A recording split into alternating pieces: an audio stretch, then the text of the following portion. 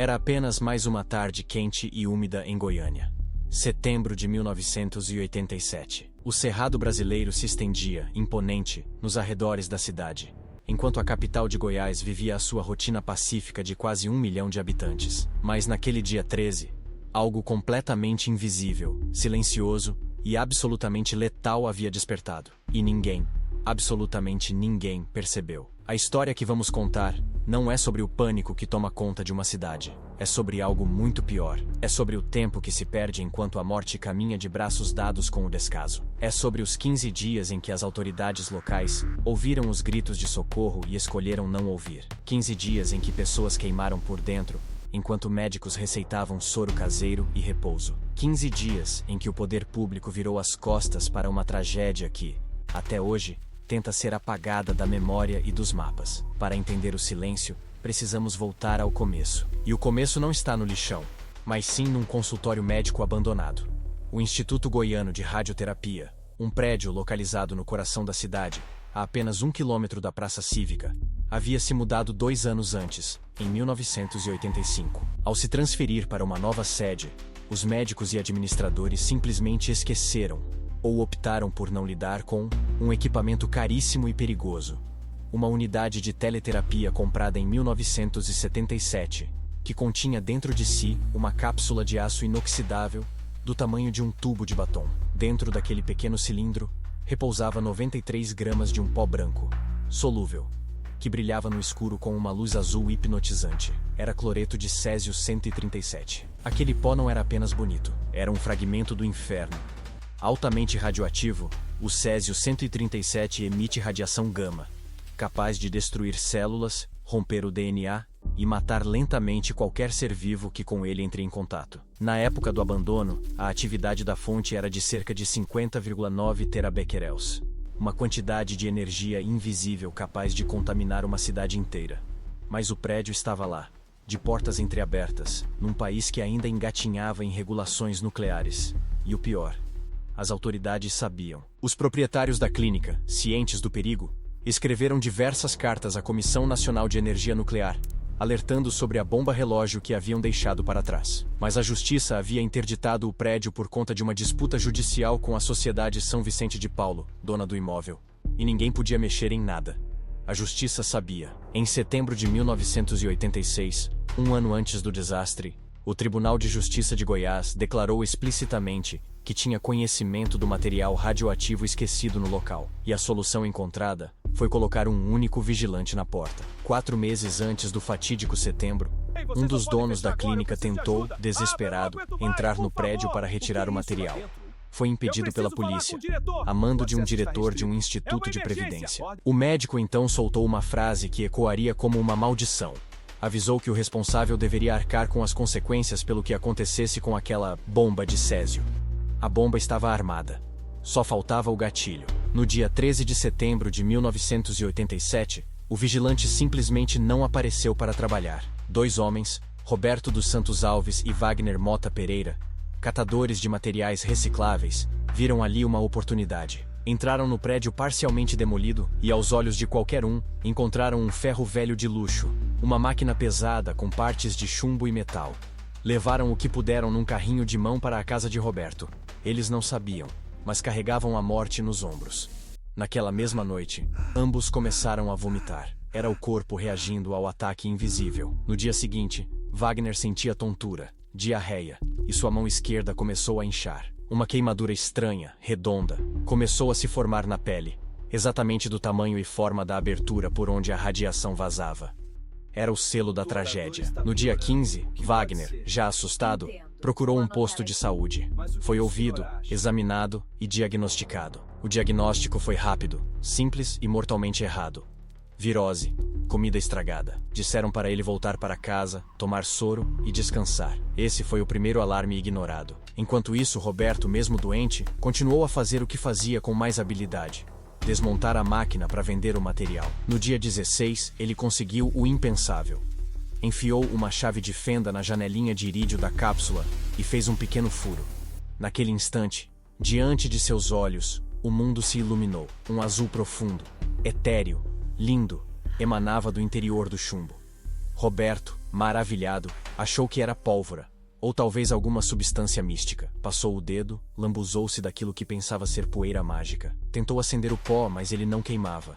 Aquela luz era a fluorescência causada pela excitação das moléculas do ar pela radiação. Era a morte vestida de cetim. No dia 18, Roberto vendeu tudo o que havia desmontado para um ferro velho de propriedade de Devair Alves Ferreira. Devair, um homem simples e trabalhador, notou imediatamente o brilho azul vindo da cápsula furada. Longe de se assustar, fascinou-se. Devair era conhecido por gostar de novidades e chamou a esposa, Maria Gabriela, para ver o presente que o destino lhe trouxera. "Olha que beleza!" deve ter dito ele, segurando nas mãos um objeto que emitia radiação suficiente para matar um homem em poucos dias. E então, começou a propagação. Devair, orgulhoso do seu achado, convidou amigos, parentes e vizinhos para ver o brilho mágico. Durante 3 dias, dezenas de pessoas passaram pela casa ou pelo ferro velho para tocar, admirar e levar consigo pequenos fragmentos daquele pó que cintilava. O césio, antes confinado, agora se espalhava pela cidade, nas mãos sujas e nos bolsos cheios de esperança de pessoas pobres, que jamais imaginariam estar carregando o agente da própria destruição. No dia 21, um amigo de Devair, identificado nos relatórios apenas como EF1, conseguiu soltar vários grãos do tamanho de arroz da cápsula, usando uma chave de fenda. Devair começou a distribuir ativamente aqueles grãos brilhantes. Naquele mesmo dia, Maria Gabriela, a esposa de Devair, começou a passar mal. Enjoo, tontura, sintomas estranhos que ela associava-se a alguma fraqueza. O ciclo se repetia. Doentes procuravam ajuda. Médicos ignoravam. 2 dias depois, no dia 24, o irmão de Devair, Ivo, pegou um pouco do pó e levou para sua própria casa, a poucos quarteirões dali. Queria mostrar para a família. Espalhou um pouco do pó no chão de concreto da sala, para que todos pudessem ver o fenômeno. E então, aconteceu o momento mais cruel de toda essa história. A filha de Ivo, uma menina de apenas 6 anos, chamada Leide das Neves Ferreira, sentou-se no chão para lanchar. Pegou um sanduíche com ovo e comeu, ali mesmo, sobre o pó brilhante. Fascinada pela luz azul, passou as mãozinhas no chão e esfregou no corpo. Queria ser brilhante também. Queria ser uma estrela. Sem saber, a pequena Leide estava ingerindo e absorvendo uma dose letal de radiação. O pó entrou em seu corpinho frágil e começou a destruí-la por dentro. Nos dias seguintes, o inferno se instalou nas casas daquelas famílias. Vômitos incessantes, diarreia com sangue, tonturas a ponto de não conseguir ficar em pé, queimaduras profundas que não cicatrizavam. O corpo dos contaminados começava a se desfazer. E ainda assim, o socorro não vinha. Por que não vinha? Porque os médicos, enfermeiros e atendentes dos postos de saúde e hospitais públicos de Goiânia não estavam preparados para identificar uma síndrome de irradiação aguda. Não havia protocolo, não havia treinamento, não havia a menor suspeita de que uma cidade no coração do Brasil pudesse estar vivendo um dos piores desastres radiológicos do mundo. Cada pessoa que chegava com os sintomas recebia um diagnóstico banal: infecção intestinal, virose, alergia, nervosismo. Mandavam para casa, mandavam morrer. O tempo passava. Enquanto isso, o Césio viajava. No dia 25 de setembro, 12 dias após o início da tragédia, Devair vendeu parte do material para um terceiro ferro velho. A contaminação se expandia como mancha de óleo na água. Mas uma pessoa começou a juntar as peças do quebra-cabeça. Maria Gabriela, a esposa de Devair, estava doente, assim como o marido, assim como os amigos, assim como a sobrinha Leide, que agora ardia em febre e tinha feridas na boca. Mulher simples, mas de uma inteligência prática, ela percebeu que todos que haviam tido contato com o brilho azul estavam adoecendo da mesma forma. No dia 28 de setembro de 1987, Maria Gabriela tomou uma decisão que mudaria o curso da história. Apesar de fraca, doente, com o corpo dolorido, ela foi até o segundo ferro velho, recuperou os materiais que haviam sido vendidos e, segurando a cápsula da morte, pegou um ônibus. Sim, um ônibus urbano. Durante o trajeto, seu corpo, já altamente contaminado, irradiava tudo e todos ao redor. Ela carregava no colo a prova de um crime. Desceu no centro da cidade e entrou na vigilância sanitária. Exausta, febril, mas lúcida, ela colocou o material sobre a mesa de um funcionário público e disse, com todas as letras: "Isso está matando minha família. Isso está adoecendo todo mundo. Descubram o que é." O funcionário, sem entender a gravidade, quase a ignorou. Por sorte, um médico físico que visitava o local por acaso viu o material e sentiu um calafrio. Algo naquela história não cheirava bem. No dia seguinte, 29 de setembro, ele conseguiu um contador Geiger, um aparelho de detecção de radiação. Ao aproximar o instrumento da cápsula, o aparelho enlouqueceu. Os ponteiros saltaram para o limite máximo. O som estridente do contador encheu a sala de um pavor que até então era desconhecido. Finalmente, após 15 dias, a verdade explodiu na cara das autoridades. Mas 15 dias é uma eternidade. O que significa 15 dias para uma cidade? Significa que centenas de pessoas tiveram tempo de tocar, cheirar, lamber e compartilhar a morte. Significa que uma menina de 6 anos brincou com o pó por dias. Significa que a poeira radioativa se espalhou pelas ruas, pelos ônibus, pelas casas, pela terra. Significa que quando o alerta soou, já era tarde demais para muitos. A notícia correu. O pânico tomou conta de Goiânia. Mais de 112 mil pessoas se aglomeraram em postos de triagem, desesperadas para saber se estavam contaminadas. As filas eram intermináveis. Geiger counters apitavam sem parar. 249 pessoas foram identificadas com contaminação significativa. Destas, 20 desenvolveram a síndrome aguda da radiação e foram hospitalizadas em estado gravíssimo. E então vieram as mortes. A primeira foi a pequena Lady. No dia 23 de outubro de 1987, depois de dias de agonia, com o cabelo caindo aos tufos, a pele se descolando, hemorragias internas incontroláveis, seu coração parou. A menina que quis ser estrela virou um símbolo. Para que seu corpo não se tornasse uma fonte de contaminação, ela foi enterrada em um caixão de fibra de vidro revestido de chumbo, envolto em concreto. A notícia do enterro causou pânico. Cerca de 2.000 pessoas foram ao cemitério tentar impedir o sepultamento, com medo de que a terra fosse contaminada. A polícia teve que intervir para que o corpo daquela pobre criança pudesse descansar em paz. No mesmo dia 23 de outubro, Maria Gabriela, a heroína anônima que pegou o ônibus para salvar os outros, também morreu. Admilson Alves de Souza, de 18 anos, funcionário do Ferro Velho, morreu 5 dias depois, no dia 28 de outubro. Seus pulmões, coração e sistema digestivo entraram em colapso. Israel Batista dos Santos, 22 anos, outro funcionário, também não resistiu. Morreu em outubro, após dias de sofrimento. 4 mortos confirmados, mas os efeitos não pararam ali. A contaminação não respeitou fronteiras. O governo foi obrigado a agir. Casas foram demolidas. Ruas inteiras tiveram o solo superficial removido. Toneladas de terra contaminada foram lacradas em tambores e enterradas em depósitos especiais na cidade de Abadia de Goiás. Objetos pessoais, roupas, móveis, tudo foi incinerado ou selado em concreto. O prejuízo foi calculado em milhões de dólares. Mas o maior prejuízo não estava nos cofres públicos, mas na alma da cidade. Porque Goiânia foi estigmatizada.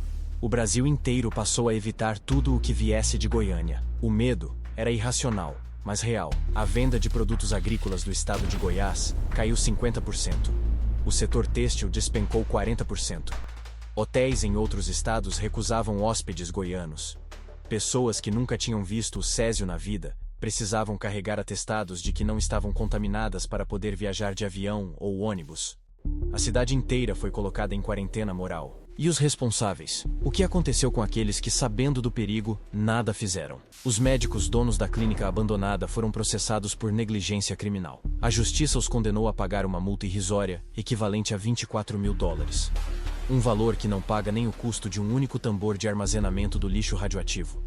A Comissão Nacional de Energia Nuclear, que havia sido alertada por carta e ignorou os avisos, passou por uma reforma em seus protocolos. Mas os homens que tomaram a decisão de colocar um único vigilante na porta de uma bomba radioativa, nenhum deles foi preso. A cidade tentou seguir em frente. Mas há feridas que o tempo não cicatriza. Goiânia sistematicamente apagou a própria história. A Rua 26A, no setor aeroporto, onde a cápsula foi aberta e a contaminação começou, teve seu nome trocado. Hoje, quem passa por ali não vê nenhuma placa, nenhum memorial, nenhum aviso de que aquele é o marco zero de uma tragédia. O centro de convenções da cidade foi construído exatamente no local onde a clínica abandonada estava. Não há uma placa, não há uma menção. É como se o governo e a cidade quisessem varrer o césio para debaixo do tapete do esquecimento. A Superintendência Leide das Neves Ferreira, criada em 1987 para amparar as vítimas, teve seu nome trocado. Primeiro para a Fundação Leide das Neves, depois esquartejada em siglas burocráticas que escondem o nome da menina. Leide, que deveria ser um grito eterno de alerta, foi silenciada.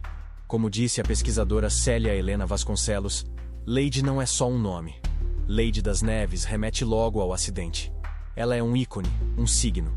Ao tirar esse nome, silencia-se não só parte de nossa história, mas também daquelas pessoas que ainda hoje buscam por ajuda. Os sobreviventes carregam marcas invisíveis.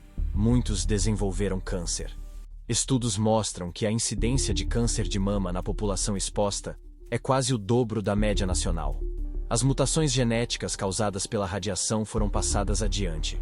Filhos dos contaminados nasceram com problemas de saúde. O césio não mata só no momento do contato. Ele se aloja nos genes, nas células, na memória da cidade. O acidente de Goiânia é classificado como nível 5 na escala internacional de acidentes nucleares, o mesmo nível do acidente de Three Mile Island, nos Estados Unidos. Só perde para Chernobyl e Fukushima. Mas, ao contrário desses, Goiânia não teve suas imagens correndo o mundo por semanas a fio.